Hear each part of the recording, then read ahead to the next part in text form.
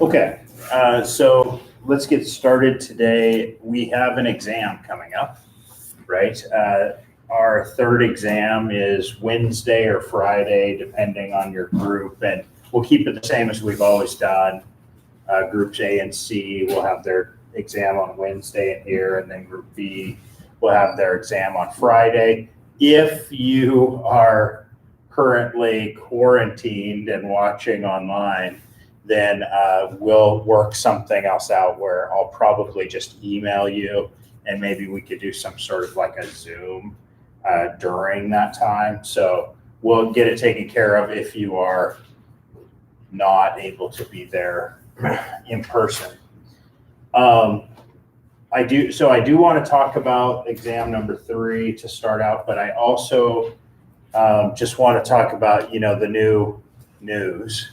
And that is that we're not going to have class at all next week, right? Well, we're not going to be here, right, for class. We're not going to have in-person classes next week. And because of that, we kind of need to plan a little bit. So what I'll probably do is I'll do the exact same thing that I'm doing now. I'll just go on YouTube. Okay, and people can ask me to do questions, and we'll do the same thing that we've been doing. So I'll be available on both Monday and Wednesday of next week at 1 o'clock as normal, and I'll stay on from 1 to 1:50, just answering questions and stuff. So I'll get on YouTube, I'll find a room, or maybe I'll use my office, I'm not sure. Yeah. The exam was supposed to be next Wednesday, correct? No, it's this Wednesday. Okay. Yeah, so I was just about to start our review. But yeah, so A and C Wednesday, Group B on Friday. So I know that the governor was saying something about like the freeze starting on the 18th. Yeah. So that it's not necessarily applicable to. As far as I understand, and I'm just reading probably the same emails that you're getting from like the university, the way that that's going to affect higher ed is that they're basically canceling in-person classes starting a week from today, not Wednesday or Friday. Sure. So we should be good to go on taking the test this week, and then it will. So officially, like they said, it didn't affect schools, and then until it kind of did. So I don't know. All I know is I'm just going off of what I've been told. Yeah. So the best I can say is right now the exam is on for Wednesday and Friday in here. Okay. Yeah. And then next week we will not meet in here, but I will be on YouTube as usual. Okay. Any questions about any of that, like going forward for the next couple weeks? Yeah. So is the final the following week after that? Yeah, so the final, I will announce that soon. The school should assign us a time for a final. And I think what I'm planning on right now is we'll do the final on Zoom. So we'll have a scheduled time for the final. We'll all get on at that time.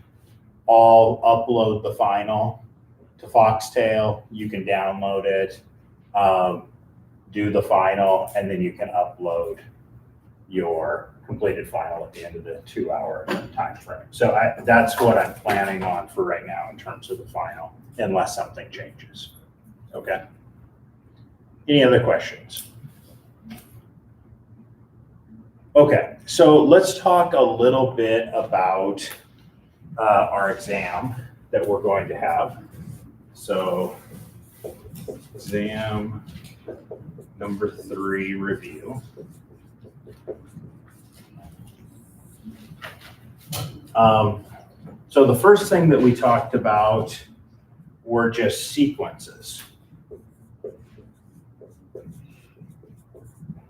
So you should be able to find a limit of a sequence and those 6 important limits of sequences that I mentioned might be good to know for the exam. Things like what's the limit of the nth root of n or something like that. Okay, so know how to take the limit of a sequence, but that's not going to be the big focus of the exam. The big focus of the exam will be on infinite series. Okay, so then we get into all of our tests for infinite series, or tests for convergence and divergence of an infinite series.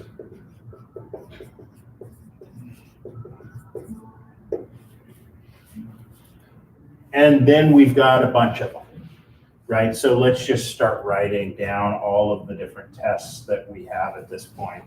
The first test is the divergence test.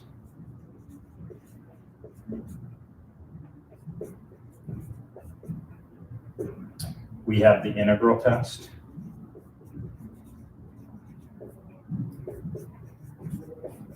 We have the comparison test.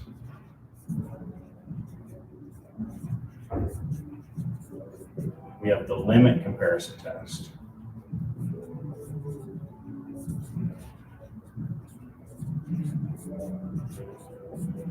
We have the root test.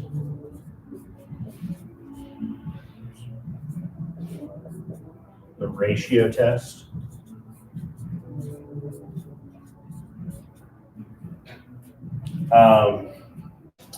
What else?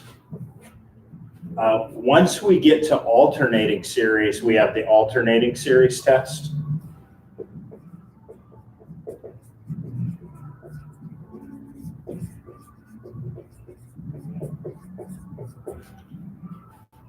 And with the alternating series test, we get into the question of absolute convergence versus conditional convergence. So this is good to remember, absolute versus conditional convergence. There's also a couple other, they're not tests per se, but there's something we know about. And that is, we know about geometric series.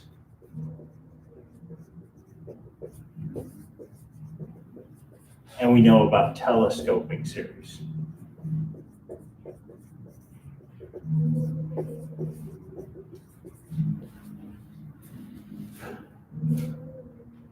Now, here's a little hint for you for the exam.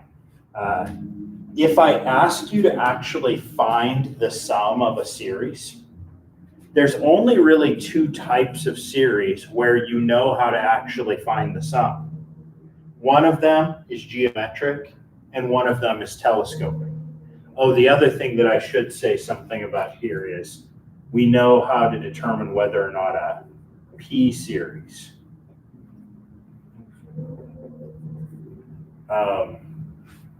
converges or diverges. So in other words, a P series, right, is sum k going from 1 to infinity of 1 over k to the p. Correct? That's what we call a P series. And this thing converges if P is bigger than 1, diverges if it's less than or equal to 1. So you need to know that too. This one we mainly more use to help with other things, but you certainly need to know it. Okay, so like I was saying, if I ask you find the sum of this infinite series, there's just not a lot of different things we know how to do to actually find the sum. It's just geometric and telescoping. So if it's geometric, awesome. If it's not geometric, you probably should look to see if it's telescoping, because those are really the only things we know. Then there's lots of things, obviously, when it comes to the different tests. There's really no substitute for practice on this. And like I said, you should kind of have a plan in your own mind of like, okay, I give you a series and you're going to say, okay, if I don't know what to do, then I'm going to try this, like maybe the divergence test. If it works and it diverges, awesome. If it doesn't diverge, I'm going to try this test. Maybe, do you think is the best of all? Do you have a favorite? Yeah, I like the ratio test too. Like, to me, the ratio test gets the job done like 80% of the time. So I would be like, well, the divergence test is so easy. It's kind of nice to see if that works or not. But if it doesn't work, how about the ratio test? And then if the ratio test doesn't work, well, there's some other questions I could ask, like, does it have something raised to the k power? That makes me think root test. So you kind of should be thinking about what would be the clue that would tell me to use the different tests. Okay, what would you be looking for in order to decide to use different tests? And then practice it. Take one, find a friend, have them write up on the board an infinite series, and then tell them, say, does it converge or diverge? And then try stuff. Because this is how it's going to go on the exam. So what's going to happen on the exam is I might say something about a sequence, but by and large, I'll just say, here are a bunch of infinite series. Do they converge or diverge? And then justify your answer. And what I mean by that is it's not just good enough to say it converges. Like if you just say it converges, that's worth almost nothing. So you've got to show me why it converges and then tell me what tests you used to show it. I'm being 100% honest on this. If you're prepared, this is probably the easiest exam of all the exams in calculus. If you're not prepared, it's the hardest. Does that make sense? Because it's all about knowing what to do. And it's not a lot about just like crunching some numbers. You just have to know what to do. So you've got to practice doing it and practice doing it. And then it's pretty straightforward once you've done a bunch of these. Okay? Any questions about, did I miss anything? Yeah. Yeah, that's a good question. I would say 8 to 10, somewhere in there. Are we going to be working at all with these, like 11.2, the Taylor series? Yeah, I'm not going to ask anything about chapter 11. Okay, so those are going to be on. They'll be on the final. So there's no power series either? No power series. Oh, okay. No, I won't put power series on. That would just be on the final. Yeah. Is there any chance we can move tonight's assignment to like Wednesday or Friday so that we can focus on studying rather than? Yeah, I don't have a major problem with that. Yeah, what would be better, Wednesday or Friday? I know I asked that question kind of almost as a joke, but what would everybody prefer? Would Friday? Okay, I'll change it to Friday. That's fine. Yeah, no problem. I have a question. Sure. So next week is kind of just, are we just kind of going over what will be on the final? No, there actually are 2 more sections. Okay. So there's a section over polar curves, and then there's a section over calculus in polar. And that's it. So it's kind of like next week, you can kind of think of it as having 2 more days of class that are real lectures before we have the final. So the final will be comprehensive, but it will mainly, I'll focus a little bit more on that last stuff, which is power series, Taylor series, polar, and calculus and polar. We'll maybe have a little bit more than the other stuff, but it'll be pretty equal. You know, how many questions? On the final, I don't want to, usually it's around 15. But I'm not making any promises right now. It's like ballpark. Yeah, ballpark 15. Say 15? Yeah, ballpark. Sound good? So do people feel like they have an understanding of exam 3, what to expect? Okay, let me see, somebody made a comment. Number 22. Oh, yeah. Okay. They're asking a question about homework. So any other questions about the exam before we move on to homework problems? Okay, so groups A and C, I'll see you Wednesday here, and then group B on Friday. And now let's move on to some homework. By the way, somebody mentioned number 12, and I think I'll mention it to everybody right now. They say that I might have gotten it wrong online. And so I don't know, I haven't watched it yet to validate that or not, but I do have like over 360 videos online. And so it doesn't surprise me that like maybe one of them I made a mistake. But this is correct. So I didn't go through all of the work that you would do to show that this is right. What I basically did is I said, here's the Taylor series for cosine of x. And then I just want to replace x with 2x. So everywhere where I see an x up here, I replace it by a 2x. And then if I wanted to write it as a closed form sum, it would look something like this. So if that's not what I have online, this seems good. Okay. And weren't you saying that maybe I dropped that too? Just the 2 is missing. Yeah. Sorry. Yeah, I just looked at it, it's just The 2's missing. Okay. Information. Yeah. Well, I apologize. I'll have to pull that video down. That's pretty good for, 360 videos. It's not bad. It isn't the first time somebody's told me, but it hasn't been very many. So that's good. And yeah, anyway. Yes, sir. Could we do 22 and or 3? Sure. Let's look at 22 because somebody else asked about 22 on here. So we want to find a Taylor series for the first 4 non-zero terms of this particular guy. Okay. And then we want to write a power series using summation notation and then determine the interval of convergence of the series. Okay.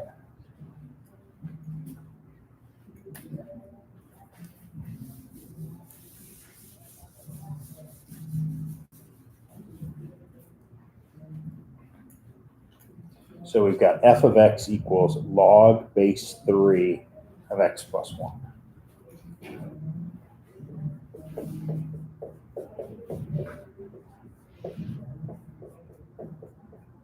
And that's at a equals 0, correct?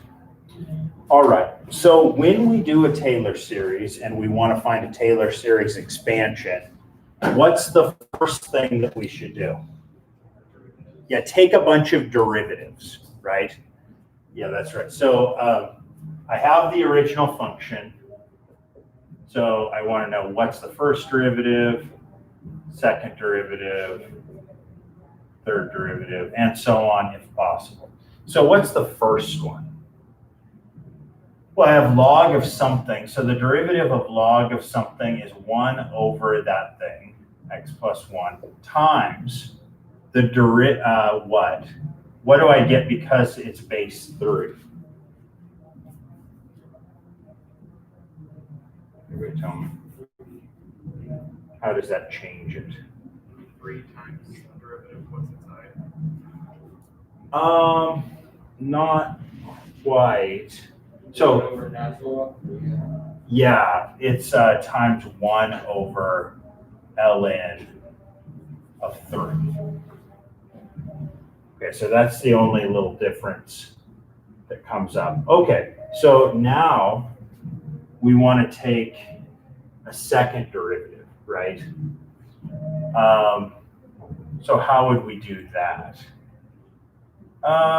Well, this is, if you like, this is 1 over ln of 3 times x plus 1 to the minus 1.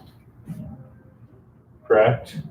So I could bring down the -1 and have it be negative, and then it would become -2, right? So I could write this as, this is -1 over ln of 3 times x plus 1 to the -2.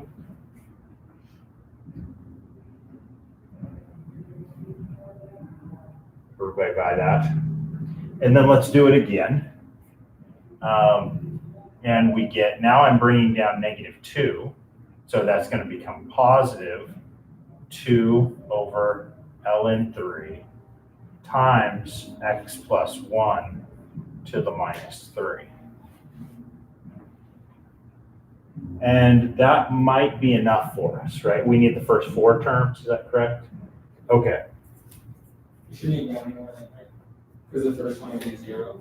Oh, the first one might be 0, you're right. So let's do another one. So the fourth derivative is I bring down the -3 and I get -6 over ln 3 times x plus 1 to the -4. All right.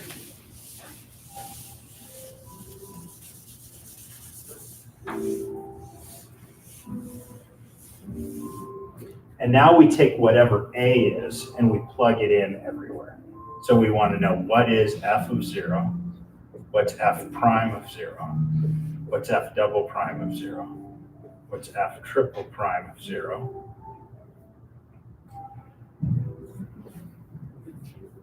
What's f to the 4 primes of 0? Okay, so let's plug things in. If I plug in 0 into the original function, I get log base 3 of 1. And what is log base 3 of 1? 0, that's right. So this is 0. Then if I plug in 0 here, I get 1 over ln 3 times, well, if this is 0, it's just 1 to the -1, which is 1. So I just get 1 over ln 3. If I plug in 0 here, the same thing keeps happening, because when I plug in 0, this is just 1, and 1 to a power is 1. So I just get -1 over ln 3. Then I get 2 over ln of 3. And then I get -6 over ln of 3. Okay, and now what is the formula for a power series? So it's sum k going from what to what? 0 to infinity of f to the 0, basically kth derivative evaluated at a, correct? Divided by k factorial times x minus a to the k. Does that seem good? Okay. So now we just need to start writing a few terms of this. So if k is 0, I get f's 0th derivative, or just f of 0, which is 0. Well, it's times x minus 0 to the 0th officially, right? But that's 0, correct? Okay, what's the next term? Plus, so I get the first derivative evaluated at 0, which is 1 over ln of 3. So 1 over ln of 3 divided by 1 factorial times x minus 0. I'm just going to write that as x, if everybody's okay with it. So x minus 0 to the k, but k in this case is 1. I'll clean this up in just a minute. But first, it's good to understand exactly what we're writing down. Now k is 2, so I get the second derivative at 0, which is -1 over ln 3. So -1 over ln of 3 divided by 2 factorial times x squared. Plus, when k is 3, I get the third derivative evaluated at 0, which is 2 over ln 3, divided by 3 factorial, times x cubed. And then 1, 2, 3, I guess we need one more. And we get negative 6 over ln of 3 divided by 4 factorial times x to the 4th plus some stuff. Okay, let's clean this up because this looks very, very bad. This is all just 0 because of the 0. So what do we have here? The ln of 3 can be moved to the bottom. 1 factorial, even though it's 1, I'm just going to write it as 1 factorial because I think it's helpful. Also, 1, notice here I have 1, 1, 2, 6. What pattern am I seeing right there? The factorials, right? This is 0 factorial, 1 factorial, 2 factorial, 3 factorial. The next one will be 4 factorial. So what I'm seeing is this is when k was 1. So this is sum k going, I'm just going to start it at 1 to infinity. And on top, this is actually 0 factorial, correct? So on the top, I have 0. Okay. What I really want to write is it's k minus 1 factorial is on the top. On the bottom, I always have this ln of 3 hanging out, ln of 3. And then I have k times k factorial. Then I have something that kind of switches it from negative to positive, right? Because the first one's positive, the second one's negative, the third one's positive. So I get negative 1. And what is the first one? This is the first one. It's positive, so I guess I should say k plus 1. And then I have times x to what power? The k. That's right, it starts at 1. Okay, that's still not very clean. But notice I have a k minus 1 factorial on top and a k factorial on bottom. So those could cancel and just leave me with basically a k on the bottom. So I could write this as, this is sum k going from 1 to infinity of negative 1 to the k plus 1. On the bottom, I have ln of 3 times k, ln of 3 times k, times x to the k. And that's a very nice closed form. By the way, if you wanted to, you could take that ln of 3 and put it outside of the sum. It's just a constant, so it can move inside and outside of the sum. But this works. This is a nice closed form. I have a question. Yeah. Why is there a 0th term, but k starts at 1? Yeah, so there is a 0th term, right? But it was 0. Okay. And so for simplicity, I just started with 1. Gotcha. You can start with 0, but then does it work in the way that I wrote it? If I plugged in 0 here, I'd get 0 minus 1 factorial. So I get negative 1 factorial, and I'm kind of like, I don't really want to deal with that nonsense. Do you know what I'm saying? You also get a 0 in the denominator. Do I? There's a k. Because there would be a k factorial, which would be a 0 factorial. That's actually okay. But we took out the factorial. That's true. After I take out the factorial, it's no good. But that's because I had a negative 1 factorial. Okay. So yeah, negative 1 factorial, not so great. So I just took out the 0th term to make it so I didn't have to account for it in the sum. Okay, so I haven't actually done the very last part, right? The last part, it asks for a radius of convergence, right? But I think that's what we did all last time. So I'm pretty confident that once you have this sum, you can probably find the radius of convergence for that. The hard part is what we just did.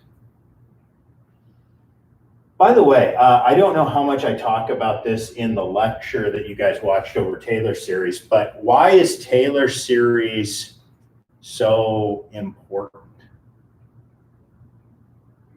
Like, why do we even study these things?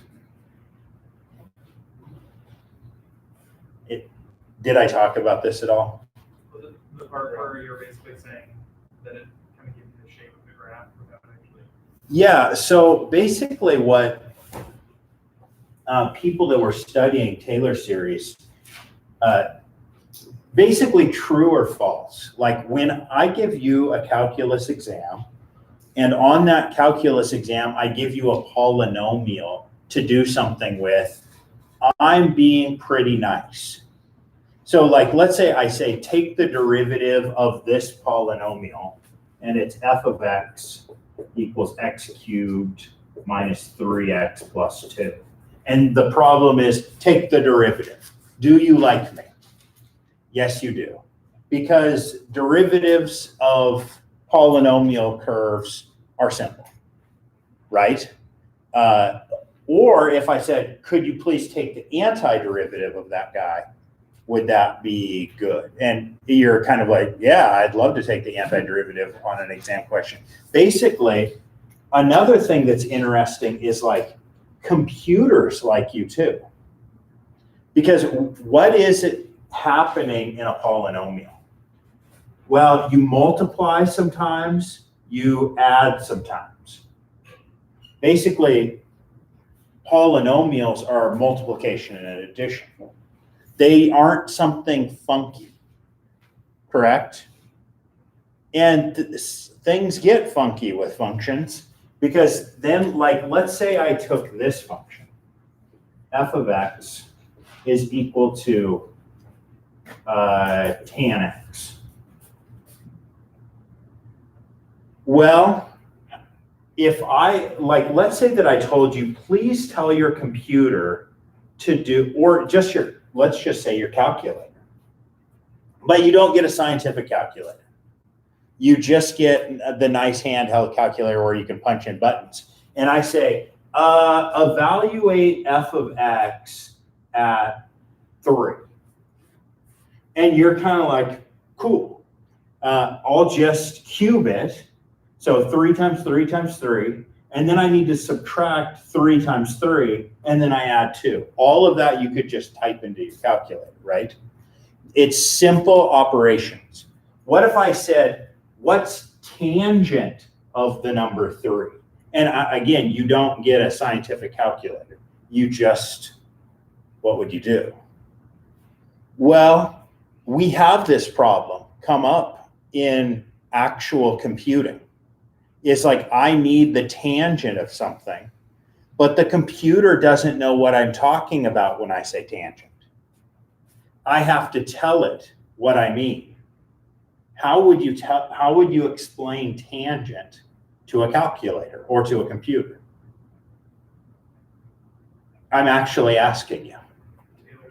Yeah, good idea. Like what you can do is basically what people did when they were learning about this type of stuff is they were saying, wouldn't it be wonderful if all there were polynomials? Like we didn't have these nasty trig functions or yada, yada, yada. We just had nice things that like a polynomial. Now, let's take like something not tangent, but let's take something else like cosine. We just had this written up here, that cosine of x is equal to, well, what is it? Is it, I believe it starts out 1 minus x squared over 2 factorial plus x to the 4th over 4 factorial minus x to the 6th over 6 factorial plus, and so on, right? Now, what happens is as we move outward, and I think I did talk about this in the lecture, I'm getting closer and closer to it actually being the cosine curve, right? But nearby to whatever my center point is, let's say I center this thing at 0. So first of all, the cosine curve looks something like this, correct? That's cosine. What does the function y equals 1 look like? It looks like that, right?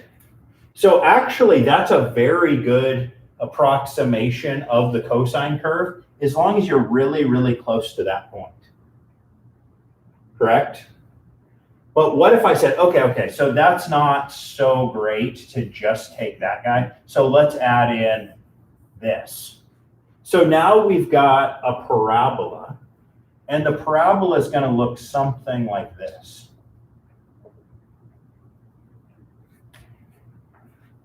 Now, I could say, what if the only world in which I was concerned with cosine was in this little world?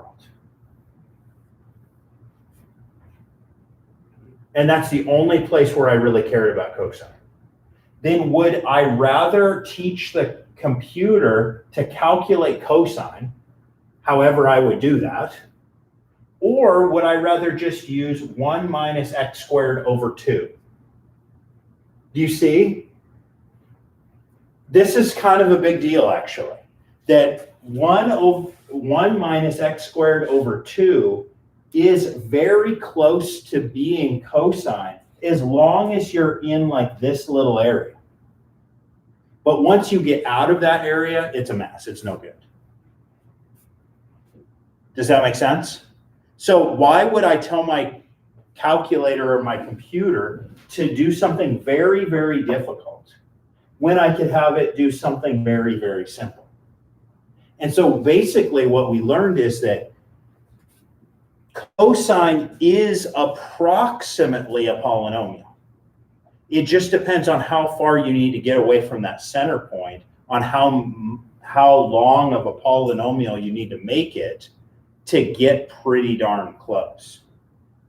Now, what if instead of needing to look at cosine in that area, you needed to look at cosine in, let's say, something bigger, like maybe this?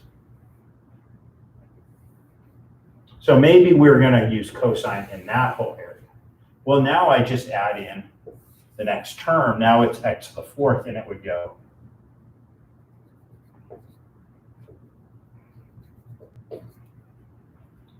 And now let's use that. So we just use a polynomial of degree 4 is a pretty good approximation for the cosine curve in this area. Now, is it perfect? It is not perfect. It would have some error. But how much error? That's the question. And are you okay with that error? And if you're okay with that error, if it's like 0.000001 error, well, maybe you just don't care. Your measurements maybe aren't even that fine to begin with. Does that make sense? So this is what actually happens. Is like if I'm trying to approximate pi or something with a computer, the computer does not know pi, right? There's no way, the computer can't even store the number pi, right? That's impossible. Pi is infinite information. So you can't store the number pi. Think about that for a little bit, and that will mess with your mind a little, that pi is by definition unstorable. And but we could approximate it to any level that we want to using an infinite series and a polynomial to approximate pi. Okay, all of that very interesting stuff. Yeah. So I want you to realize that like we don't just study Taylor series because they're cute, right? We study Taylor series because they're actually very, very important in a whole field of mathematics that we call numerical analysis or numerical methods, which has a lot to do with how do you get a computer to do your math for you? It's kind of like some problems are very, very difficult to solve by hand, maybe even impossible. But if you were going to get a computer to do it for you, well, can you do it if you have to use all these like nasty functions like tangent, cosine, e to the x, ln of x? It's kind of like, so how do you code that in? Oh, you can approximate it using a polynomial. And then you have error. But how much error? That kind of stuff is all called numerical methods. Okay, and it's a whole field of mathematics. And it's all rooted in just the study of the Taylor series. Okay? And then when some of your homework questions probably asked you about an error bound. Did it? Did you have to do anything with error bounds? Oh, then never mind. It's fine. But we could do problems with error bounds. And basically, it's just like the next term is a boundary on the error. And so if I want to know how far off am I with this approximation of cosine, well, about this far. Okay, so that gives you some hint on how far off you are. Anyway, all of this stuff is very, very interesting and important. Any other questions? Yes, sir. Could we start at 23? Sure. Honestly, we already are. Oh, okay. So 23 has a hyperbolic cosine, and we haven't talked about hyperbolic cosine. It depends on, maybe you, in your Cal 1 class, you did talk about hyperbolic cosine. I don't know if you did or not. But basically, the derivative of hyperbolic cosine is hyperbolic sine. And the derivative of hyperbolic sine is hyperbolic cosine. And then you have a slightly different way of evaluating like a hyperbolic sine and cosine. So if you want to play with that a little bit and look up what are the values of hyperbolic cosine, be my guest. If not, you could skip that one. I don't know how Can we that skip the next one too? is. It also hyperbolic? It's hyperbolic sine. Boo. Yeah, that's fine. Okay. So you don't have to do 23 or 24. But it is kind of cool. Actually, like hyperbolic cosine and sine, they as functions, like a power line, the way that it sags is a hyperbolic cosine. Okay, so like they're actually kind of important functions in terms of like the shape that they make is how like ropes and cords hang. So, and so if you disturb the cord and you're trying to find like the change, like a guitar string, right? If you pluck a guitar string, you disturb the hyperbolic curve and it starts to wiggle. And the wiggling can be described by various derivatives of the hyperbolic sine and cosine. So it's interesting. Yeah. I just looked them up and it seems like they're the same, just no, they don't alternate. It's not negative. Yeah, there's no negatives, right? Yeah, that's right. That's right. But there is like a definition of the hyperbolic sine and cosine that has to do with like e to the x's. Yeah. I think off the top of my head, I want to say that it's e to the x minus e to the minus x over 2 is one of them. And then the other one has a plus in between. That's what I want to say. Anyway. So, yeah, that gives us just a few more minutes. I think I'll end there. So exam on Wednesday and Friday. Next week will be fully online. And then the week after Thanksgiving, we will take our final. Okay? Have a great day. I'll see you either Wednesday or Friday.